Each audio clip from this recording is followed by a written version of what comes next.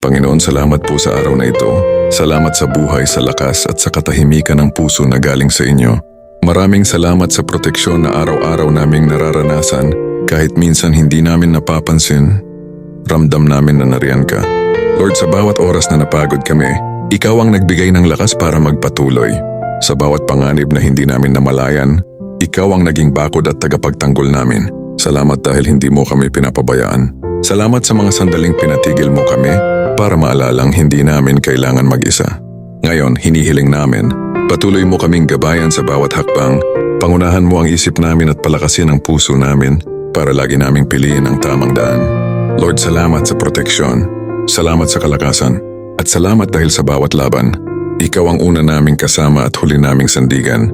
Patuloy mo kaming ilayo sa kapahamakan at punuin ng liwanag ang landas na tatahakin namin. Sa pangalan ni Jesus, Amen.